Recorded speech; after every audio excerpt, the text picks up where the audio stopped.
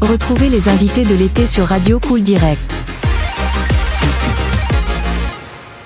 Je suis avec Michel Gabas, le maire des Roses. Bonjour Michel. Bonjour. On parle d'Opéra Éclaté, là on sort de conférence de presse. C'est la 5e édition. Comment s'est fait le lien Opéra Éclaté avec la ville des Roses ? C'est toujours, les festivals, c'est toujours une aventure humaine, et c'est une histoire de rencontre. Donc c'est la 5e année où on diffuse ce festival sur Eos, où on amène l'opéra au plus près de la population. Ça s'est passé très simplement, hein. Je connaissais Omar Hassan, qui est l'ancien joueur de rugby et qui aujourd'hui est un chanteur important, qui était venu me voir avec son impresario pour me parler d'un spectacle que pouvait éventuellement diffuser la ville d'Eos. Et puis en parlant avec Patrick Jourdain, qui est son impresario, on a parlé de l'opéra, du festival de Saint-Céré, de l'opéra de Saint-Céré, qui cherchait un endroit pour être résidence de cet opéra. Et moi, ça m'a intéressé parce que l'opéra, dans sa création, la création des opéras, c'était quelque chose de très populaire, qui est devenu un peu élitiste. Et l'idée et la philosophie du festival de Saint-Céré, c'était justement d'apporter l'opéra au plus près des concitoyens, dans les zones rurales, dans les petites villes, les petits villages. Et donc j'ai proposé une rencontre avec Olivier Desbordes, qui est le grand patron de l'Opéra Éclaté, et ça s'est très bien passé. On a fait une première édition en 2022, avec même des animations auprès des écoles pendant l'hiver. Et puis au fur et à mesure des années, on a affiné la formule, et aujourd'hui on peut dire que on a trouvé les dates, parce que dans le Gers il y a beaucoup de vie culturelle, et une vie culturelle intense, et donc parfois ça se télescopait avec d'autres événements sur le département. Et aujourd'hui on a trouvé vraiment une bonne période entre le 10 et 15 août, le 9 et 15 août, et puis on a des lieux ici à Eos un peu importants, un peu patrimoniaux, et on a aussi trouvé des lieux qui se prêtent justement à la culture et à ce type de spectacle.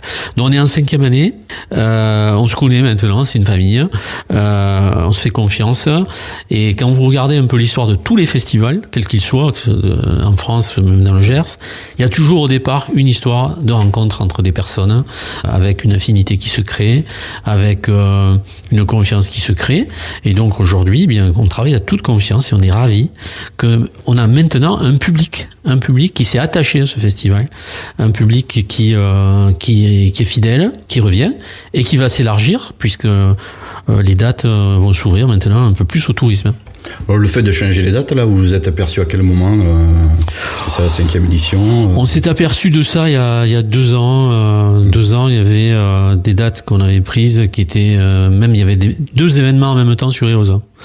Oui, parce que là aussi, on n'avait pas forcément, la ville n'avait pas forcément joué son rôle de coordinateur. Donc il y avait une association qui montait un spectacle, il y avait la ville qui montait l'opéra, c'était le même soir.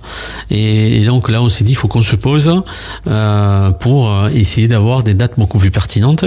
Et donc là, on essaie de se faufiler entre jazz et martiaque, tempo latino, tout ce qui aujourd'hui quand même attire beaucoup de monde, et à juste titre, hein, parce que c'est des spectacles de qualité. Et puis nous, l'opéra, il faut qu'on arrive à le montrer de manière pérenne. Donc là, on est reparti pour une coopération qui va s'étendre sur tout le mandat, voilà, municipal. Sur 6 ans, quoi, en fait. Sur les 6 ans qui viennent, oui, tout à fait. Qui sont les spectateurs ? Vous savez à peu près ? Est-ce que ça... Alors, vous avez à la fois des spectateurs locaux, bien sûr, oui. des Gersois, des Élusates, des Condenois, du secteur, de la zone d'influence d'Eos, je dirais, des touristes. Et puis aussi, vous avez des gens qui connaissent l'Opéra Éclaté, qui viennent d'Agen, qui viennent de Mont-de-Marsan, qui viennent des grosses communes limitrophes du Gers. Donc aujourd'hui, et puis ces gens-là, ils reviennent. Donc et des Landes aussi, on n'est pas très loin des Landes, puisqu'il y a un spectacle où il y a une coopération entre l'Opéra Éclaté, c'est-à-dire l'association qui est basée sur Eos, mais aussi l'Opéra des Landes.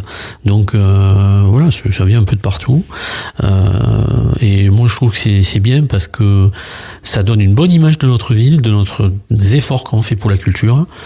culture vivante. Et donc c'est vraiment gagnant-gagnant pour tout le monde. L'implication de la mairie d'Eauze, c'est à quel niveau? Alors l'implication, elle est multiple. On a à la fois la subvention importante qu'on donne à cette association d'opéra, mais aussi toute l'aide logistique, qui est quand même importante. Donc l'aide logistique, c'est vraiment un choix que nous avons fait, et tout le monde s'implique dans ce choix. Les élus, bien sûr, même si au départ tout le monde n'était pas convaincu. D'accord. Aujourd'hui, c'est quand même dans ma majorité municipale un consensus. Et puis aussi les services techniques, les services municipaux qui coopèrent avec beaucoup d'enthousiasme, parce que ça leur plaît. Voilà. Donc on peut dire que c'est une réussite. J'espère que le festival 2026 va bien se dérouler. On a toujours le suspense des aléas climatiques. Soit il fait très chaud, soit il pleut.